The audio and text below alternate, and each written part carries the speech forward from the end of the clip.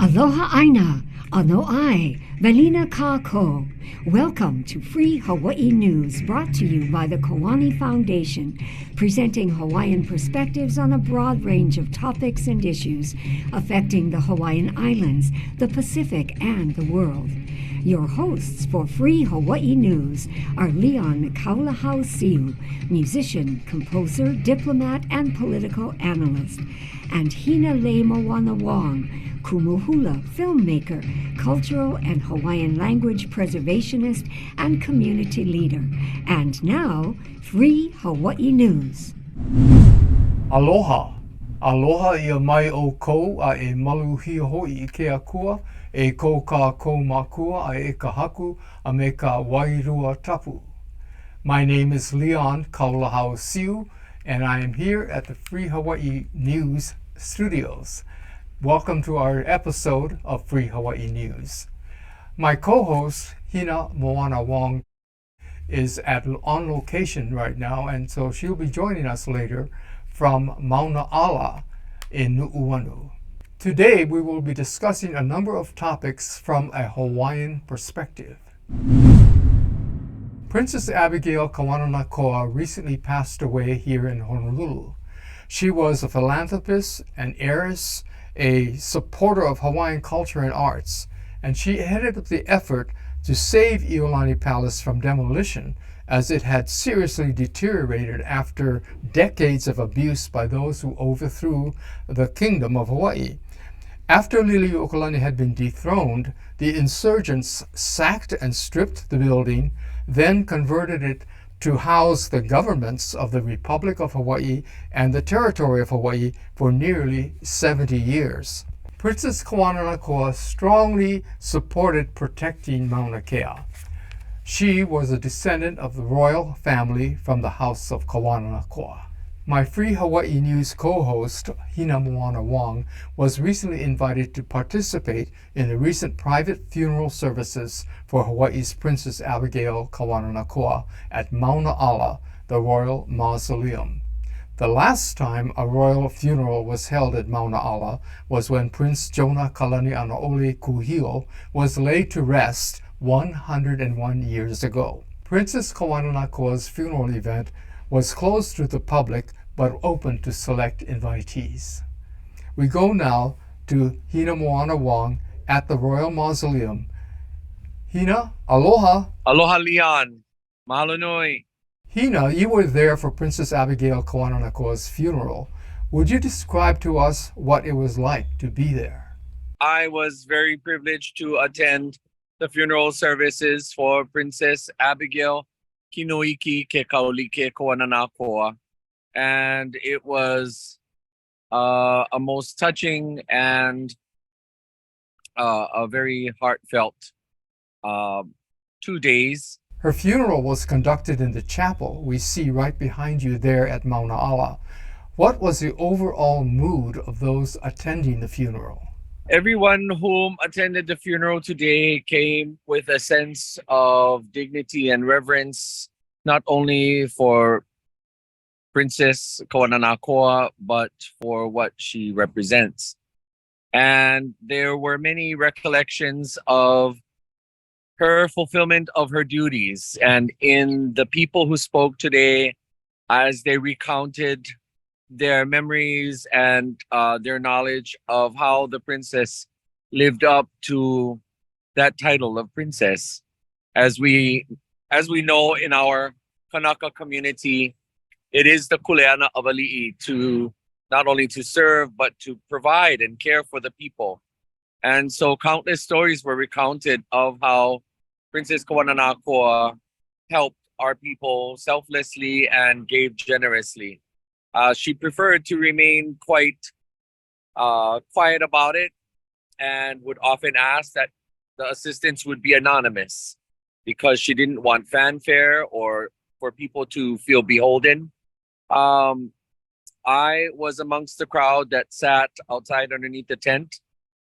Inside the chapel, there were her immediate family and dignitaries such as the governor and many of the royal order. Outside were others of us, other community leaders and people whom she felt it was important to extend an invitation to. Princess Abigail had no official royal title, so why do you think she was such a significant and important figure in Hawaii today? Princess Kawanakoa held title to those whom have a heart for her and for what she represents, which is a direct connection to our ali'i lineages of the past. And perhaps she may not be the only ali'i descent living today, but as far as a clear line that traces back to Queen Kapiolani and the House of Kalakaua, um, it would stand to reason that that title of princess is afforded to her because of how she served our people. And that's the most curious thing, because for many, if our community did not know how she served and in the myriad of ways that she did, um, they wouldn't know how to have an appreciation for that. But many of us here today had a chance to hear of her generosity and her kindness, and how she had a sort of a no nonsense approach, and her conduct and her ways were quite quite consistent with that of Hulana Ali'i. What impressed you the most about Princess Abigail? Hearing of how many people she shared her heart with, and her resources come to her through her family, and she shared with whom she chose to. And I'll be able to divulge this now, long after the fact, that I was one of the people whom she, through her staff, she reached out to. And during my time of service, 13 years serving as the leadership of the Oahu Island Borough Council, um, she knew that two of the most contentious topics that came to the Borough Council at that time, and that was the rail project and Kauai Church.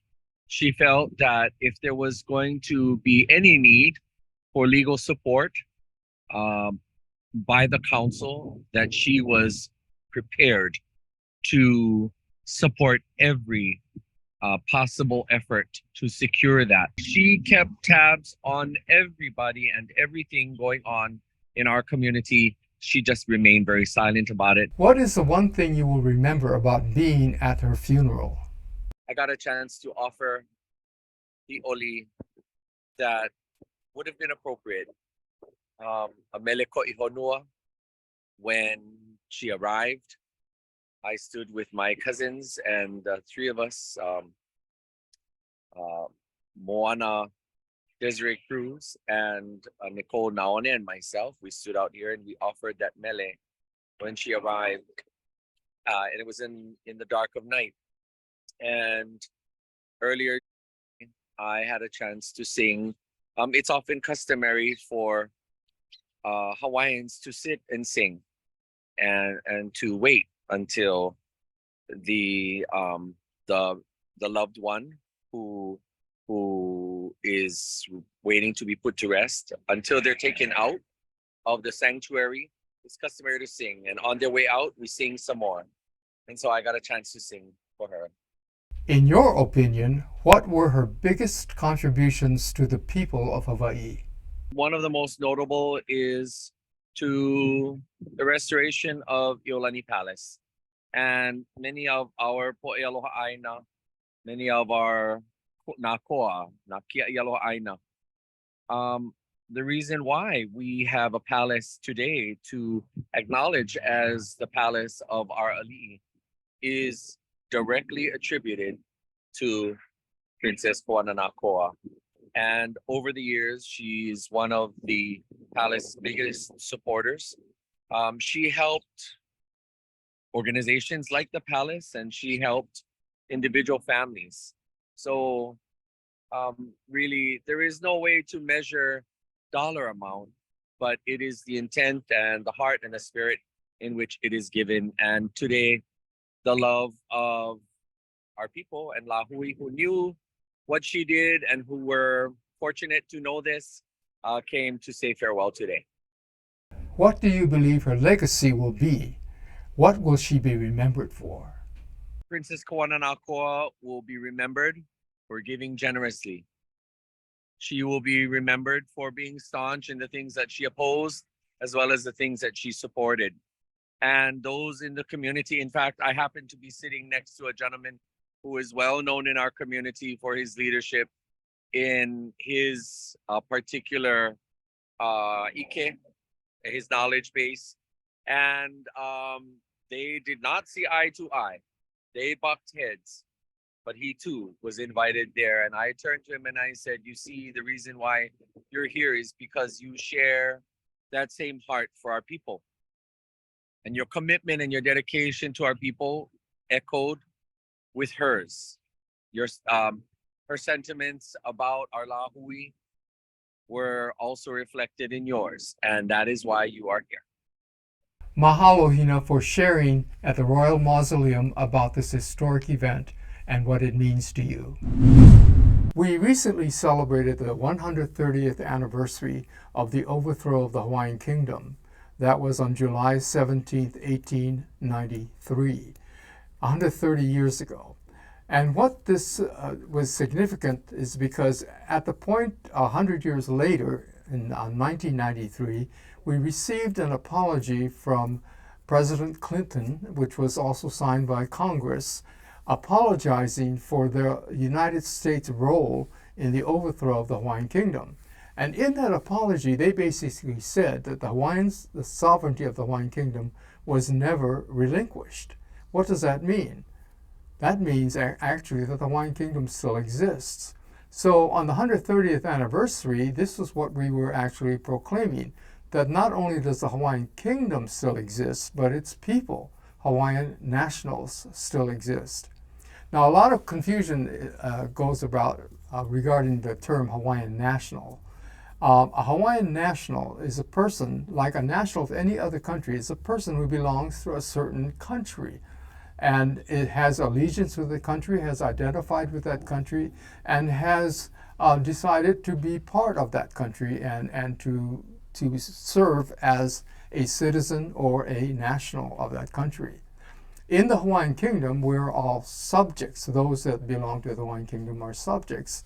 But we use the term nationals because it is more of an international term referring to people who are from different countries. If you are from Britain, you're a British subject, but you're also a British national, or you're a French national, or you're a Japanese national. So the term national is really generic, referring to the country that one belongs to. Now, why are we bringing up this situation of Hawaiian nationals right now? It is because being a Hawaiian national, that is reclaiming your identity and your nationality to the country that you belong to, the Hawaiian Kingdom in this case, or the Hawaiian nation, is actually pretty problematical for most of our people today. That is, if you're a Hawaiian national and you're not a U.S. citizen, then it can create all kinds of problems. And problems such as if you identify yourself as Hawaiian national and say you're not a U.S. citizen, it's difficult to go and open up a bank account, for instance. It's difficult to get out to rent a car, or to rent a house, or to buy a house, because all of these tasks or all of these activities require you to identify yourself in Hawaii as a U.S. citizen, that you have to be a card-carrying, Social Security card-carrying U.S. citizen. Otherwise, many of the services that are open to everybody else are closed to us if we say we are Hawaiian nationals, not U.S. citizens.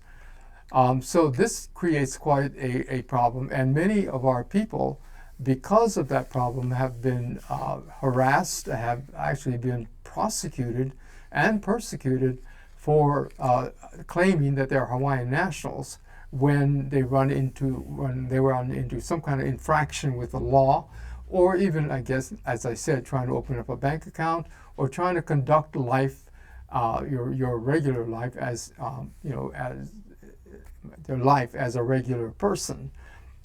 For instance, getting a job also requires that you have a social security number here in the so-called state of Hawaii.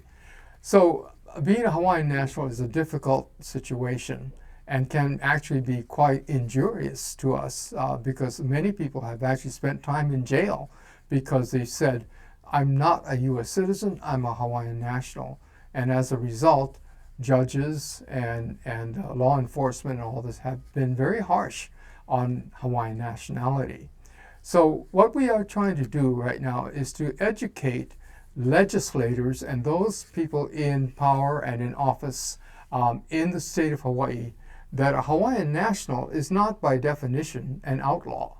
We're not criminals just because we are of Hawaiian nationality.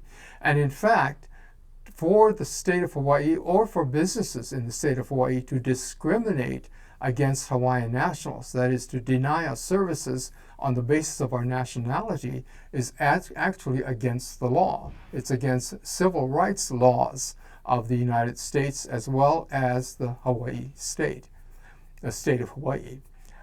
So what we're trying to do is remind the people or to maybe bring up the topic to legislators in particular that Hawaiian nationals are actually a lawful people living here in their home country, the Hawaiian Islands. And so regardless of whether or not they are U.S. citizens, they should not be discriminated against. Here's an example. For instance, say a Japanese national goes to a bank in Hawaii and wants to open up a bank account. All he has to do is show his ID and his country's ID. It shows he's a Japanese national, and he can be accepted to, if the bank's policy is to allow foreigners to open up accounts, then he'd be accepted that.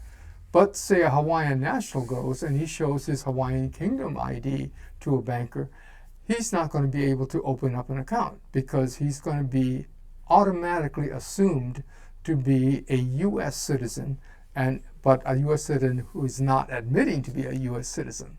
So, so there's all these problems.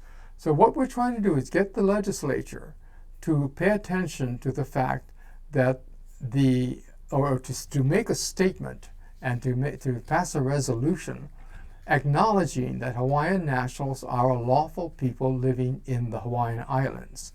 And by doing so, they will remind or educate or inform law enforcement as well as the judiciary that they cannot actually automatically bring charges against Hawaiian nationals simply because we are Hawaiian nationals.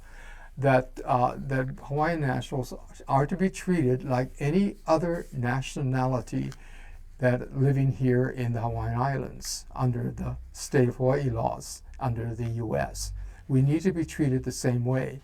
And if this were to happen, Hawaiian nationals would be free to conduct our lives without having to hide behind the disguise of being a U.S. citizen or trying to avoid any kind of detection of being a Hawaiian national.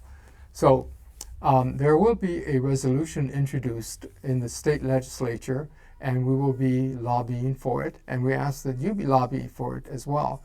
And the whole idea is to educate the state lawmakers that the Hawaiian Kingdom is still here, therefore Hawaiian nationals are still here, and this is really our home country, and we should not be discriminated against. And this will alleviate a lot of the problems that our people who call themselves Hawaiian nationals, this will alleviate their problems in dealing and in conducting their lives in the Hawaiian Islands. Last month, the Office of Hawaiian Affairs and the Hawaii Commission on the Status of Women issued a Missing and Murdered Native Hawaiian Women and Girls Task Force report. This report points out that Indigenous women and girls, including Native Hawaiians, experience violence at a much higher rate than other populations. Indigenous women are 10 times more likely to be murdered and 2.5 times more likely to be raped than white women. 1/4 of all missing girls in Hawaii are Kanaka Maoli or Native Hawaiians. To find out more about why Native Hawaiian women and girls are more likely to experience violence, we asked Nikki Cristobal, Executive Director of Kama'waelualani, the principal researcher of the report, to join us. Aloha, Nikki. Aloha, Leon. Mahalo for having me. Nikki, do Native Hawaiian women and girls experience violence at a higher rate than others in our society here in Hawaii? Yes, Native Hawaiian women and girls experience violence at disproportionate rates in comparison to other populations in Hawaii. Our report found that 21% of Hawaii's total population identifies as Native Hawaiian. 10.2% of that population identifies as Native Hawaiian females. We see that the Native Hawaiian population, unfortunately, isn't big, to start off with.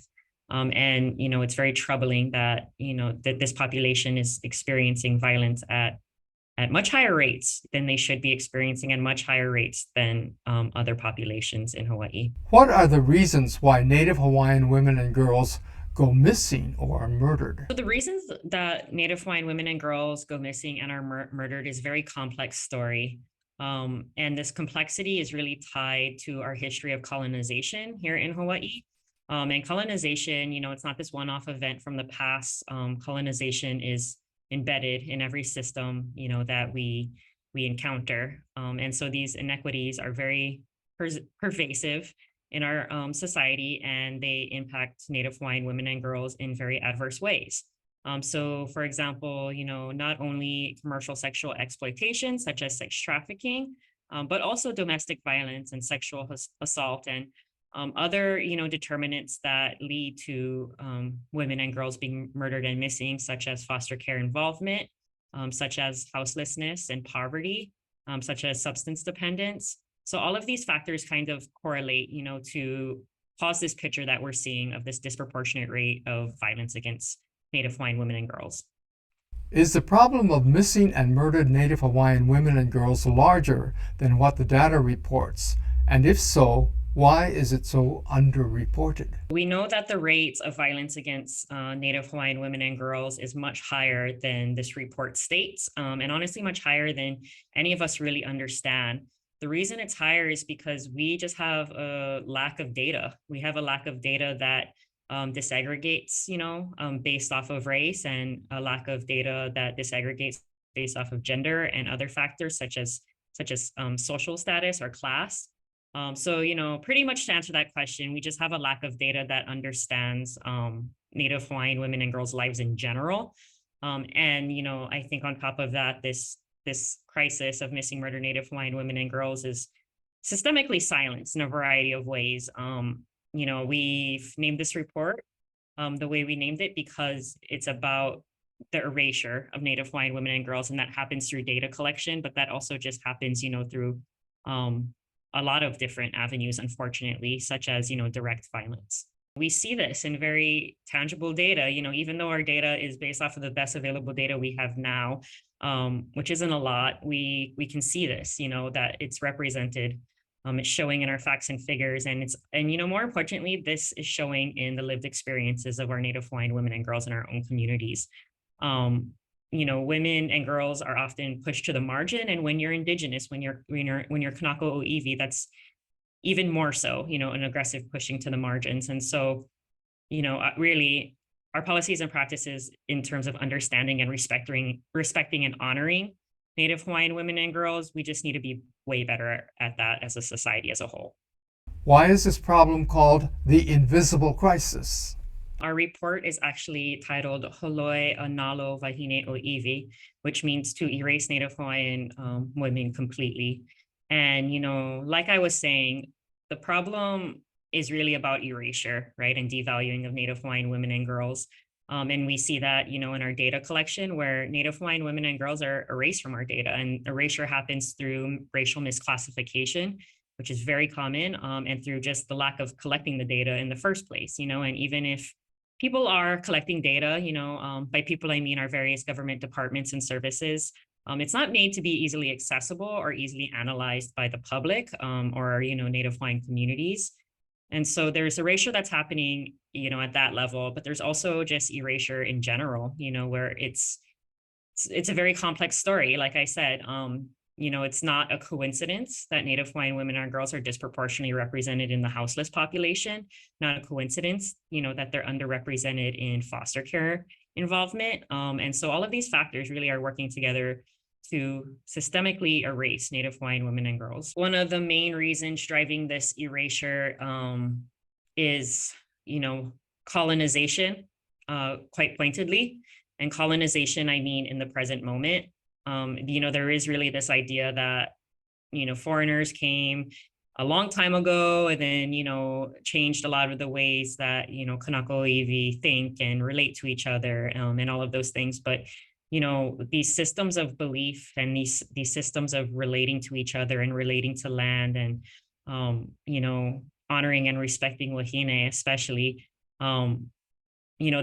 we see that in our present moment, so I always say, these injustices are historically embedded, but pervasive in the present moment. And, we are wise to understand, the pervasiveness of colonization in all of our systems and the role of colonization in upholding the systemic erasure of, Native Hawaiian women and girls. Before your recent report was issued, what had the U.S. federal government or state government done to address the crisis? This report is actually part of a larger movement called the Missing and Murdered Indigenous Women, Girls, and Two-Spirit movement that was actually started in Canada and throughout the continent to, shed light about the crisis of missing and murdered Indigenous women and girls and Two-Spirit people. It really started as like a public and Indigenous community outcry to the government and to our various systems that are supposed to be held accountable in protecting our women and girls, especially our Indigenous women and girls who, like we've said, are missing and murdered at disproportionate rates than other populations. And so, the United States federal government actually issued a policy to systematically research and study missing, murdered Indigenous women, girls, and Two-Spirit people across the continent. And so this year is actually, or I should say 2021 is the first year that in United States president officially recognized Native Hawaiian women and girls as belonging to this crisis, this international crisis. And actually, it was part of mandating the creation of a task force to systematically study and research what's going on here and to formulate solutions. How much does the fact that Hawaiians continue to experience systemic racism have to do with all of this? That question is really at the core of the project, right? Systematic racism, systematic sexism. Native Hawaiian women and girls aren't only, not only experience adverse outcomes because of racism, but also sexism. And, it's something that we don't talk enough about in our systems. I think it's something that we have been colonially conditioned to think doesn't exist, or if we do acknowledge that it exists, we're not having these critical conversations about, what can be done? The right people aren't invited into these conversations. It's not conversations surrounding, racism and sexism in our system. Has historically excluded the people who are most harmed by racism and sexism. And, it's showing up now in our data, and it's showing up in this crisis in a very aggressive way. And so, part of our recommendations isn't only about, what can we do to end, missing and murdered Native Hawaiian women and girls crisis in Hawaii. I think it's very complicated, and it involves, getting at the root of what's driving this crisis in the first place. Do you think that the U.S. presence in Hawaii and its domination of Hawaiian culture plays a role at all? With the United States occupying, the Kingdom of Hawaii, that is an assault to, the Kanaka community that, again, isn't just a thing of the past, right? It's very present today, and it will be present in our future, if we're not being more proactive in addressing it. And by we, I mean not only the Kanakoa community, but everybody. It's everybody's kuleana to address this. And so, the United States government and all of our services, you know, and it's not to put down, you know, our services or anything like that, but they weren't created with Kanaka Iwi in mind. They weren't created with Kanaka Iwi women and girls in mind, you know. So, and that's very much showing, you know, in the way we collect or don't collect data, and in the way we're just viewing the importance of even looking at this very, you know, small subpopulation of Native Hawaiian women and girls in the first place.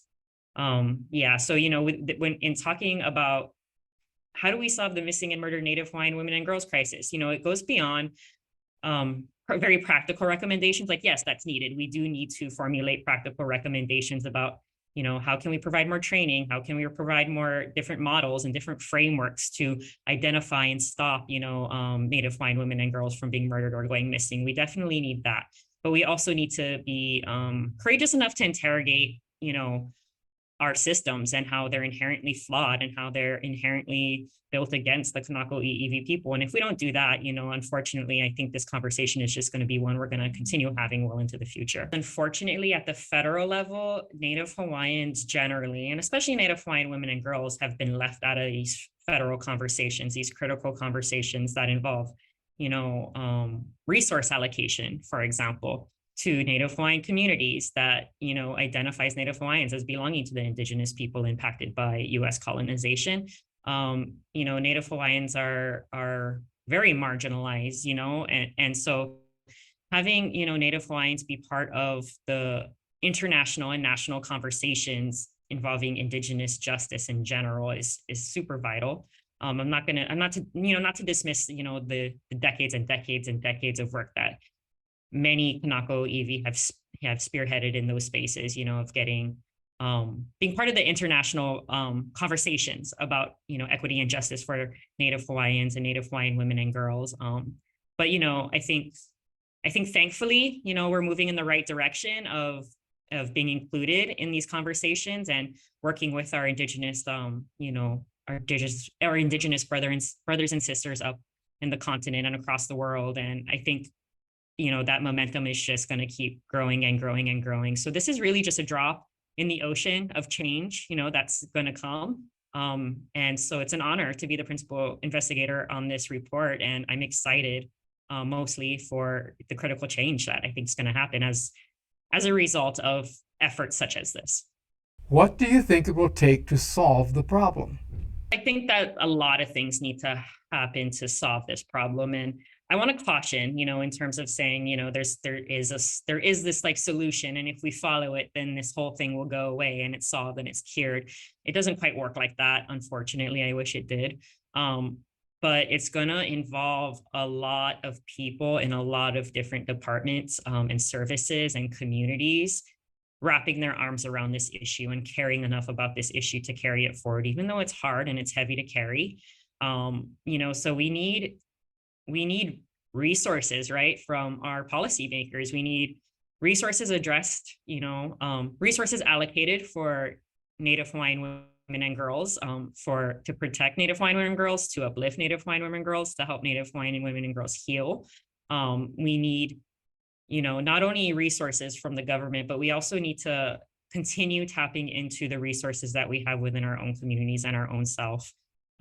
There's so much, you know, boots on the ground, grassroots work that's happening across Pai'aina right now. And it's, I think, you know, that's one of the most important and critical keys to solving this problem is if we can all hui up and, you know, understand, like, what can we do in our own various pockets, in our own communities, in our own neck of the woods, you know, to prevent this from happening.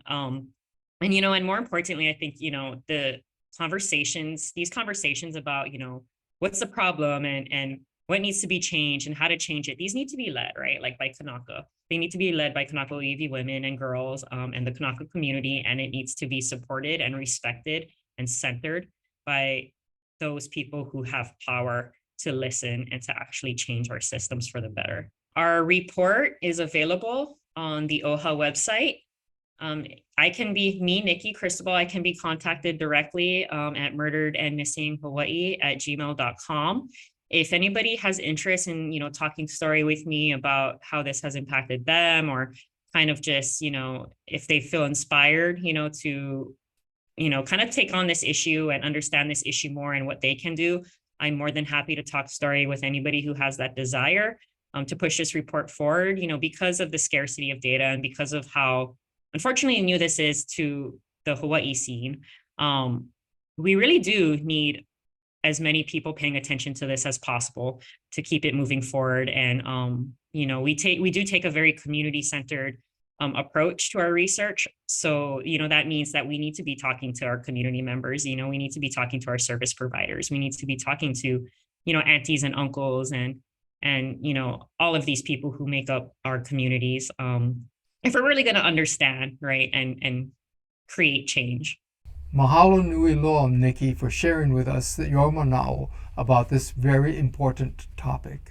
We also asked Amanda Leonard, who is the branch chief of the Hawaii Missing Child Center, to join us today. Aloha, Amanda. Aloha, Leon. Thank you so much for having me on Free Hawaii News. What does the Missing Child Center in Hawaii do? The Missing Child Center Hawaii is the state's official missing children clearinghouse and resource center for law enforcement, social services, and families of missing children. We are part of the Department of the Attorney General's Crime Prevention and Justice Assistance Division. We serve all 4 counties, and we primarily assist the county police to locate and recover reported our missing child posters, which you may see around the state. But we also work with the National Center for Missing and Exploited Children, which is the national clearinghouse that provides free resources to families, as well as assistance to law enforcement. What is the mission of the Missing Child Center? Our mission is to protect missing, endangered, and exploited children by responding to active missing child cases, coordinating the state's Maile Amber Alert program, training county, state, and federal law enforcement, and spreading public awareness in our community about the problem of missing and exploited children.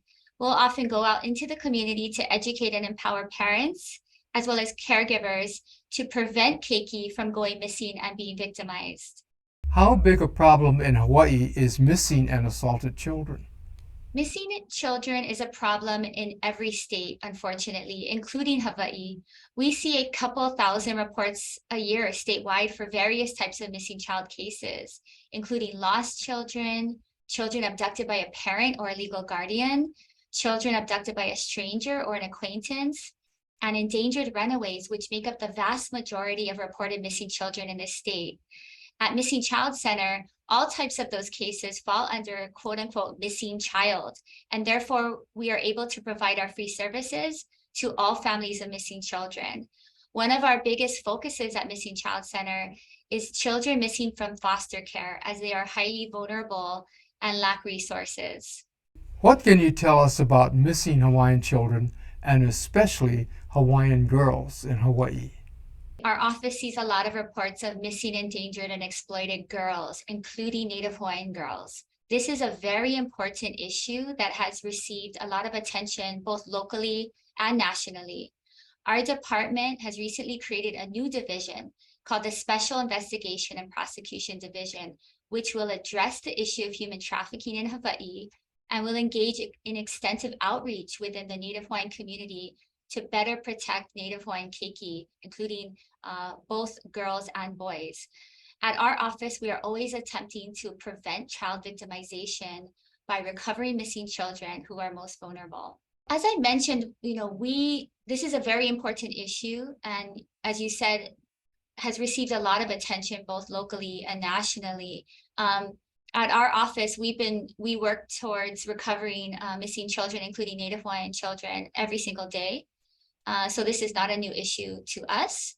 But when research comes out and data is presented, then it becomes definitely the center of focus.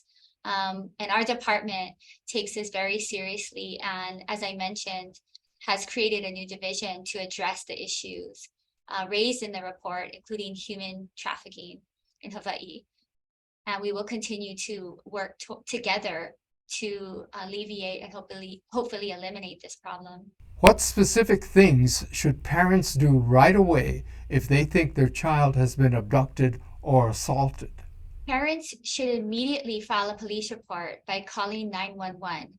There is no waiting period to report your child missing or runaway. Runaway is referred to the status offense, and that is the legal definition of a runaway in Hawaii. However, you can still intake with our office to get assistance for runaways as long as you have filed that police report to start the process. What can parents do to better protect their children from being abducted or assaulted in the first place? The best thing you can do is to be aware of what your child is doing in your home, at school, in their sports activities, or other extracurricular activities.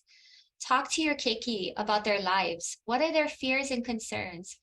Talk to them about what they would do if a stranger approached them in person or online and asked them to do something inappropriate. Having that open communication is so important, even at an early age, so that they know that they can talk to you if something strange or scary happens to them. Of course, being protective of your keiki is always best, and ensuring that they are avoiding situations that would cause them to be targeted or preyed upon. Until they're 18, they are still children and they are in need of your protection and guidance. Finally, I would say educate yourself on the issues. Go to missingkids.org. It's a great educational resource for parents to learn more about the issues. What red flags should parents know about so they can keep their children safe? Red flags would, of course, be if your child is running away from home, if they're not attending school, if they're using drugs and alcohol and becoming increasingly defiant, secretive, defensive about where they've been or who they are talking to in person or online. Most parents have a sense when their child is hiding something. It's a parental instinct. But let's be aware of what other presences are in your child's life and keep your child or teenager as safe as you can. Most importantly, if you think your child has been assaulted, please report it to the police right away. Open and honest communication between a parent and a child is absolutely important, significant, and we feel that it could avoid potential hazards in your child's life. The fact that they can trust you to tell them if somebody made them feel uncomfortable, that the foundation is going to be that open and honest communication in that relationship. And if you don't have that, your child may be less inclined to disclose to you or somebody else in their life. Every parent knows their child best, and really just definitely attempting to build that trusting relationship where you can talk about issues and things is very important. And if you are getting hesitation or hitting roadblocks, definitely exploring other options, such as counseling, whether it's at school or private counseling, that may also be of help. Is there any kind of training available for parents and their children to help prevent abduction or assault? The National Center for Missing and Exploited Children has a website, and it's missingkids.org, and they offer free training materials for parents and kids. There are some great videos designed for kids of different ages and maturity levels about child safety, including online safety, which is very, very important in this day and age. Mahalo, Amanda, for sharing with us your mana'o. This is very important for all of us to know. Mahalo. Today I'm going to give you a little bit more insight about what's going on at the United Nations in relation to the restoration of the Hawaiian Kingdom. As I've reported in the past, you know that we have for years been talking and participating in events at the United Nations to make them aware of the situation of Hawaii, that Hawaii is still a sovereign, independent country, but under an illegal occupation by the United States. Now, as I mentioned before, at the beginning, when we first started to bring this topic up, the reaction used to be, wow, that's an interesting story. What do you think? We wish you all the best. And that's what they would say, basically, good luck. And then after a few years of talking to some of these same people, they would say, wow, that's a very interesting story. Do you think that you could actually succeed in gaining your independence? So that was a pretty good change from good luck. Now we've got, do you think you can succeed? But recently, over the last 5 or 6 years, we've been hearing more like, you know, this sounds really interesting. What do you think we can do to help you? Now that's a huge, huge change from good luck to, do you think you can actually do this, to what can we do to help you?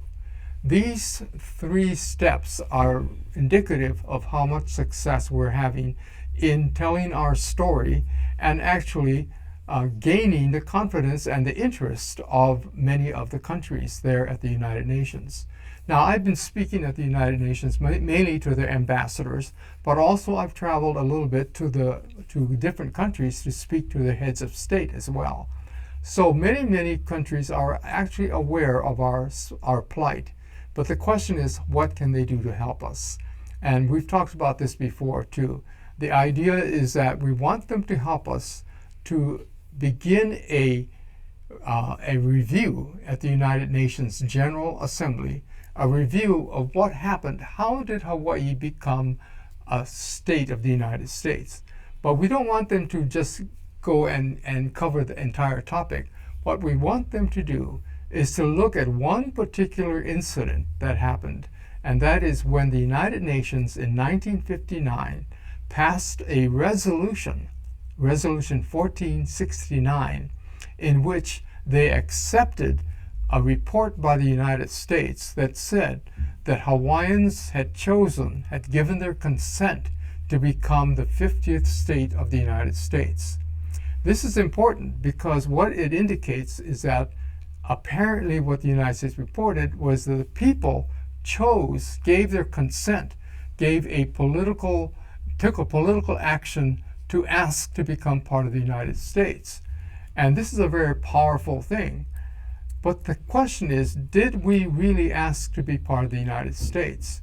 And why? And if so, then the United Nations was correct in accepting that report and then classifying Hawaii at the status of the Hawaiian Islands as part of the United States. But if we really did not give our consent, then that changes the whole picture. So what we want the United Nations to do is to review what happened in 1959 when the report was given, and to review whether or not they were diligent in reviewing and in examining the report to make sure that indeed the people of Hawaii had given their consent. Today, after lots of research and after going and hunting and looking at the facts, we find that no, the Hawaiian people did not actually give their consent to become a state of the United States.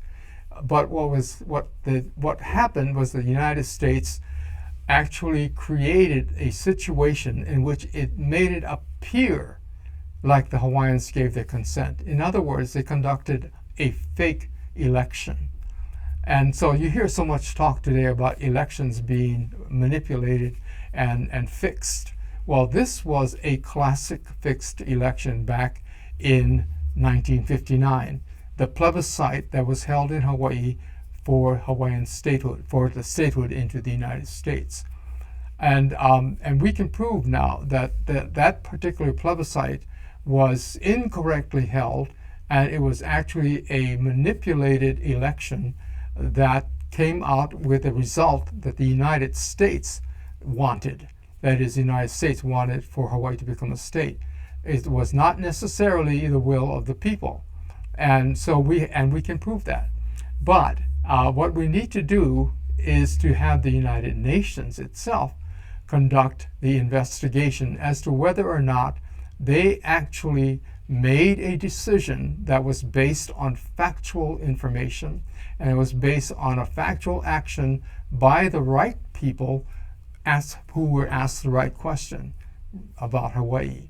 And we can, once a review of the United Nations starts to take place, it will actually reveal that the entire situation of Hawaiian statehood was fraudulent.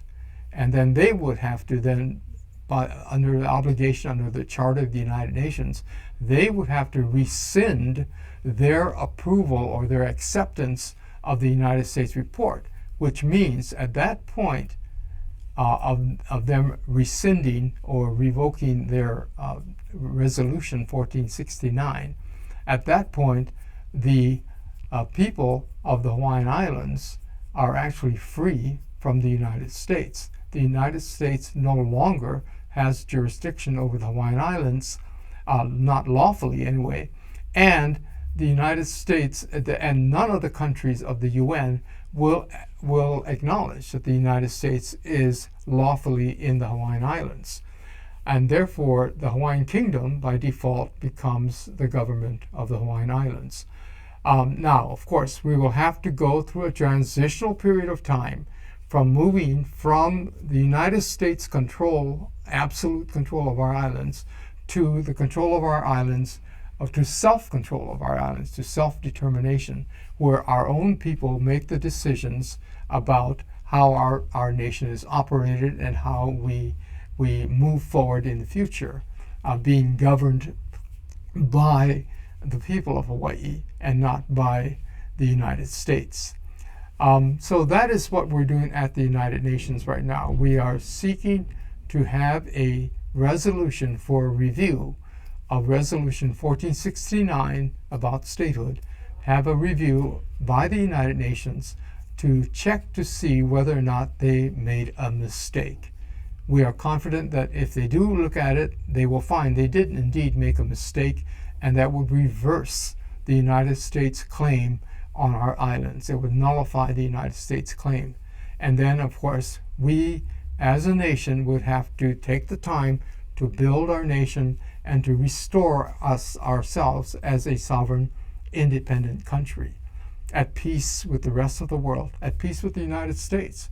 What we want to do is restore the relationship the Hawaiian Kingdom had with the rest of the world, which was a peaceful, friendly relationship.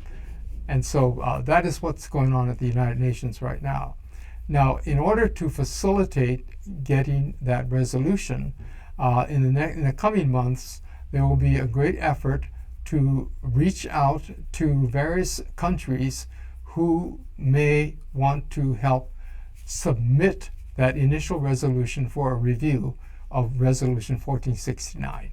So we are embarked on doing that, and we are actually very optimistic about about the outcome of finding some nations that will actually submit the resolution so that the entire General Assembly can vote on the resolution, and then the review can start. So mahalo nui, that's a brief update about what's going on at the United Nations at the present time.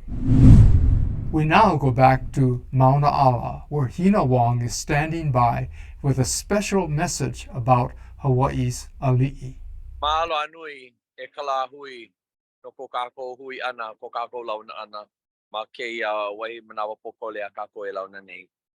It is of the utmost importance that we honor the memory of our ali'i by stepping up to our own individual levels of leadership, whether we are the leader of an organization, whether we are a community leader, whether we are the leader of our family, whether we are just simply child or mo'opuna, keiki or mo'opuna to our parents and grandparents. There's much to be said about not being told what to do and to look and observe and to pay attention to the need and to act when a need is demonstrated. And so as we look to our ali'i, we look to what is their example. And we have a saying, it's called, it goes, e opu ali'i. And having the gut, the heart of a chief means that we give more than we receive. And we do because it's the right thing to do, and we do because our heart desires to do and to serve others. When we look after the welfare and the benefit of others, that is one of the hallmarks of being a chief, because we put others' welfare before ours. And so the hallmark of our chiefs, those who have laid to rest behind me, many of whom we know their legacy, the Kamehameha dynasty, the Kalakaua dynasty, we know that they loved and cared for our people. And so too must you and I. We must take up leadership in all areas and capacities that we can and step ourselves up to ensure that Hawaii remains a Kanaka place to be, for this is our homeland, and we shall always be here. Mahalo nui loa for joining us today on this episode of Free Hawaii News. We hope you enjoyed the presenters as well as the presentations. And we hope to see you again soon at the next episode of Free Hawaii News. Mahalo, ahui ho, aloha.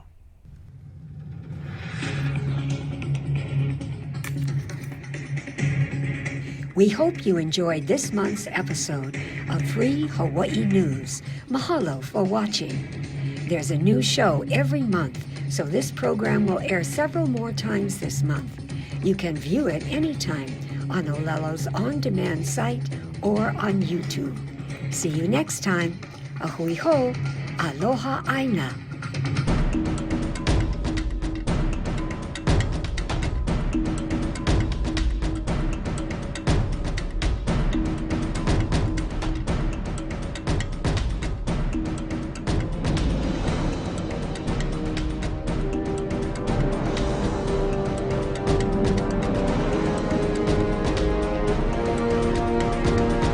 Free Hawaii Broadcasting Network.